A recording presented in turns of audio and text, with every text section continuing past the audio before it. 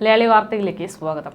Israel Iran ആക്രമണം വലിയ രീതിയിൽ തന്നെ ശക്തമായിക്കൊണ്ടിരിക്കുന്ന ഒരു സാഹചര്യമാണ്. അവിടെയുള്ള ജനങ്ങളെ ഒന്നടങ്കം ആശങ്കപ്പെടുത്തുന്ന ഒരു സാഹചര്യത്തിൽ വലിയ രീതിയിലുള്ള റിപ്പോർട്ടുകൾ തന്നെ പുറത്തു വരുന്നു. ആശുപത്രിക്കും കിൻഡർ ഗാർഡനും അടക്കം നേരെ ഇത്തരത്തിലുള്ള ആക്രമണങ്ങൾ ഇറാൻ അഴിച്ചുവിടുന്നു എന്ന തരത്തിലുള്ള റിപ്പോർട്ടുകളാണ് ഏറ്റവും അടുത്ത മണിക്കൂറുകളിൽ പുറത്തു വന്നിരിക്കുന്നത്. 2 ഘട്ടമായിട്ട് ഇപ്പോൾ ആക്രമണം നടന്നു കഴിഞ്ഞു എന്നാണ് വിവരം. ആദ്യഘട്ടത്തിൽ 25 മിസൈലുകളും രണ്ടാമത്തേതിൽ 20 മുതൽ 30 വരെ മിസൈലുകളും എല്ലാം വന്നു എന്ന സൂചനകളും പുറത്തു വന്നിട്ടുണ്ട്. സാധാരണ യുദ്ധ പശ്ചാത്തലത്തിൽ പോലും ആശുപത്രി പ്രദേശങ്ങളെയൊന്നും സ്വാഭാവികമായിട്ട് ആക്രമിക്കാതെ ഒഴിവാക്കാറുണ്ടായിരുന്നു. പക്ഷേ ഇപ്പോൾ ഇസ്രായേലിൽ ആശുപത്രികൾക്ക് നേരെയും ഇറാന്റെ വ്യോമാക്രമണം ഉണ്ടായിട്ടുണ്ട് എന്ന തരത്തിലുള്ള റിപ്പോർട്ടുകൾ പുറത്തു വന്നിട്ടുണ്ട്. എന്തായാലും ഇതൊക്കെ അറിഞ്ഞതോടുകൂടെ ജനങ്ങൾക്ക് വലിയ ആശങ്കകൾ ഉണ്ട്. നിലവിലത്തെ സാഹചര്യത്തിൽ വലിയ ആശങ്കയിൽ നിൽക്കുന്നതിനിടെയാണ് ആശുപത്രിക്ക് നേരെ അടക്കം ആക്രമണങ്ങൾ ഉണ്ടായി എന്നുള്ള ഒരു വിവരം പുറത്തു വരുന്നത്. അതേസമയം ഇസ്രായേൽ ഇറാൻ ആക്രമണത്തിന്റെ ഭാഗമായിട്ട് മിസൈൽ ആക്രമണത്തിന്റെ ഭാഗമായിട്ട് വലിയ നാശനഷ്ടങ്ങൾ തന്നെയാണ് അവിടങ്ങളിലൊക്കെ ഉണ്ടായിരിക്കുന്നത് എന്ന റിപ്പോർട്ട് കൂടെ പുറത്തു വന്നിട്ടുണ്ട്. ഇസ്രായേലിലെ 4 കേന്ദ്രങ്ങളിൽ ഇറാൻ ആക്രമണം നടത്തി എന്നാണ് മറ്റൊരു റിപ്പോർട്ട്. അന്താരാഷ്ട്ര മാധ്യമങ്ങളാണ് ഇതിന് റിപ്പോർട്ട് ചെയ്തിരിക്കുന്നത്. ഡെൽ അവീവിനോട് ചേർന്ന പ്രദേശങ്ങളിലായിരുന്നു ഇത്തരത്തിലൊരു ഇറാന്റെ ആക്രമണം നടന്നത് എന്നാണ് വിവരം. ആക്രമണത്തിൽ കെട്ടിടങ്ങൾക്കടക്കം വലിയ നാശനഷ്ടങ്ങൾ സംഭവിച്ചതായിട്ടാണ് റിപ്പോർട്ട്. ഇസ്രായേലിന്റെ സൈനിക കമാൻഡിനും ഇന്റലിജൻസ് ഹെഡ്ക്വാർട്ടേഴ്സിനും മിലിറ്ററി ഇന്റലിജൻസ് ക്യാമ്പിനും നേരെ ഇറാൻ ആക്രമണം നടത്തിയതായിട്ടാണ് ഇറാനിയൻ വാർത്താ ഏജൻസിയായ ഇർന റിപ്പോർട്ട് ചെയ്തിരിക്കുന്നത്. അതേസമയം ഇതിനിടെ ബഹർഷെവയിൽ സൊക്കോറോ ആശുപത്രിക്ക് നേരെ ഇറാൻ ആക്രമണം നടത്തിയെന്നാണ് ഇസ്രായേൽ ആരോപിക്കുന്നത്. ഇസ്രായേലിലെ ഏറ്റവും വലിയ ആശുപത്രിയായിട്ടാണ് ഈ സൊറോക്ക കാണുന്നത്. ആ ഒരു ആശുപത്രിക്ക് നേരെ വലിയൊരു ആക്രമണം ഉണ്ടായിട്ടുണ്ട് എന്നുള്ള ആരോപണം കൂടെ ശക്തമായിട്ടുണ്ട്. ഗാസ ആക്രമണത്തിനിടെ പരിക്കേറ്റ ഇസ്രായേലി സൈനികരെ അടക്കം ഇവിടെ ചികിത്സയിൽ നിർത്തിയിട്ടുണ്ട് എന്നുള്ള റിപ്പോർട്ടുകൾ ഉണ്ടായിരുന്നു. അതിന്റെ ഭാഗമായിട്ടാണ് ഇത്തരത്തിലൊരു ആക്രമണം ഉണ്ടായത് എന്നതടക്കമുള്ള നിഗമനങ്ങളും ഇതുമായി ബന്ധപ്പെട്ട് പുറത്തു വരുന്നുണ്ട്. ഇറാൻ നടത്തിയത് യുദ്ധക്കുറ്റമാണെന്നും ഇസ്രായേൽ ഈ ഒരു ആക്രമണത്തിന് പിന്നാലെ ആരോപിച്ച് രംഗത്തെത്തിയിട്ടുണ്ട്. എന്നാൽ ഗവ്യാം ടെക്നോളജി പാർക്കിലെ സൈനിക ഇന്റലിജൻസ് കേന്ദ്രങ്ങളാണ് തങ്ങൾ ആക്രമിച്ചതെന്നാണ് ഇറാനിയൻ സ്റ്റേറ്റ് മീഡിയ റിപ്പോർട്ട് ചെയ്തിരിക്കുന്നത്.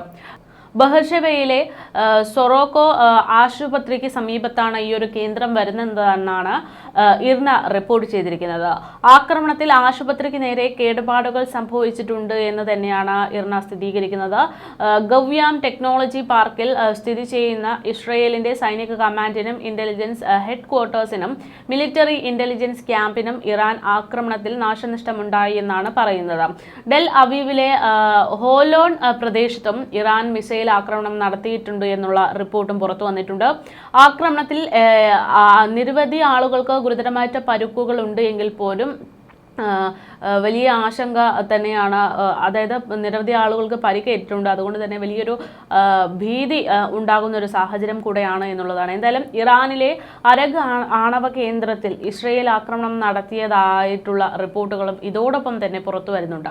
നേരത്തെ ആണവ കേന്ദ്രത്തിന് സമീപം താമസിക്കുന്നവർ മാറണമെന്ന് ഇസ്രായേൽ സൈന്യം ആവശ്യപ്പെട്ടിരുന്നു. അതേസമയം ഇറാൻ ഇസ്രായേൽ സംഘർഷം രൂക്ഷമായിരിക്കെ ഈ ഒരു വിഷയത്തിൽ ഇനിയൊരു സൈനിക ഇടപെടൽ കൂടി ആവശ്യമില്ല എന്നാണ് ഐക്യരാഷ്ട്ര സമിതി സെക്രട്ടറി ജനറൽ അന്റോണിയോ ഗുട്ടറസ് പ്രതികരിക്കുന്നത്. അത്തരത്തിലൊരു ഇടപെടൽ ഉണ്ടായാൽ അവ ഗുരുതര പ്രത്യാഘാതങ്ങൾ ഉണ്ടാക്കുമെന്നും എത്രയും വേഗം മേഖലയിൽ സമാധാനം തിരികെ കൊണ്ടുവരണമെന്നും ഗുട്ടറസ് ആവശ്യപ്പെട്ടതായിട്ടാണ് റിപ്പോർട്ട്.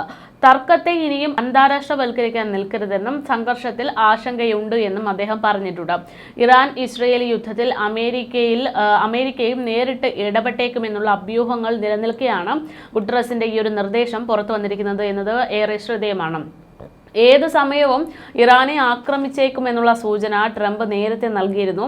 അതെനിക്ക് പറയാൻ പറ്റിയില്ല, ഞാനത് ചെയ്യുമെന്ന് പോലും നിങ്ങൾക്കറിയില്ല, ഞാൻ ചിലപ്പോൾ ചെയ്തേക്കാം, ചെയ്യാതിരിക്കാം, ഞാൻ എന്ത് ചെയ്യുമെന്നത് ആർക്കും അറിയില്ല എന്നൊക്കെയായിരുന്നു ട്രംപിൻ്റെ അത്തരത്തിലൊരു സൂചന നൽകുന്നൊരു പ്രതികരണം.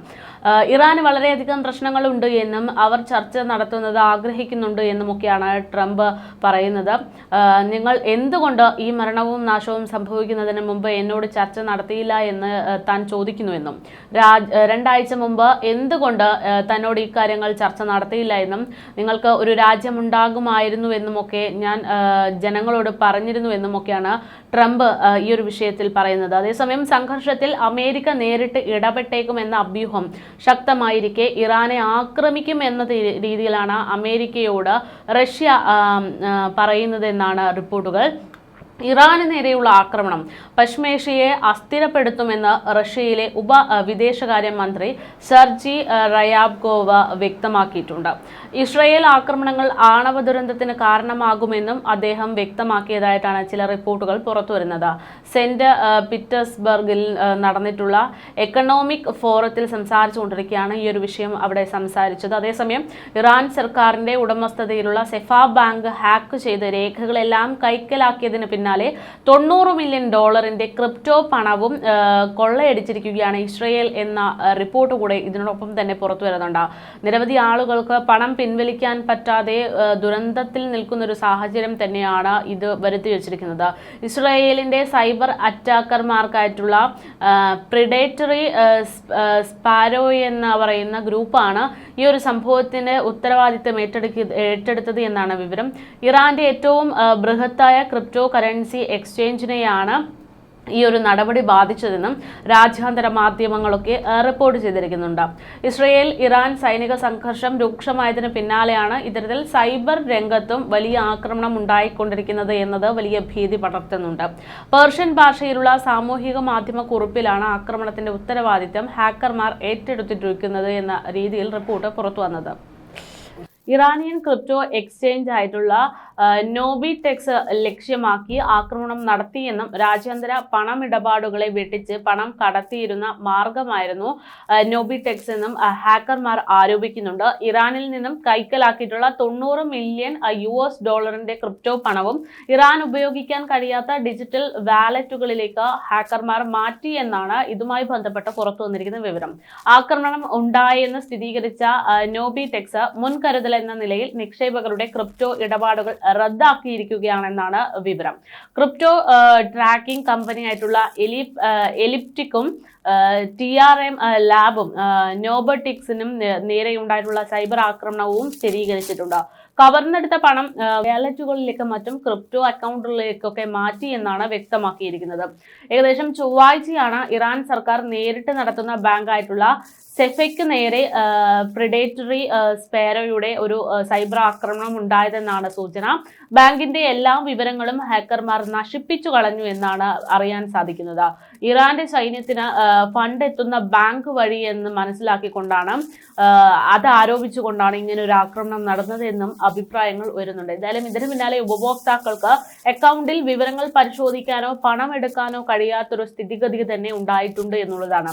ഗവൺമെന്റ് ബാങ്കുകൾക്ക് നേരെയുണ്ടായിരിക്കുന്ന ഇത്തരം ആക്രമണങ്ങൾ വലിയ തോതിൽ വിശ്വാസ്യത ഇടിക്കുന്നുവെന്നും ആഭ്യന്തര കലാപത്തിനടക്കം വഴിവെക്കുമെന്നുമാണ് സൈബർ സുരക്ഷാ വിദഗ്ധർ ഈ ഒരു വിഷയത്തിൽ പ്രതികരിക്കുന്നത്.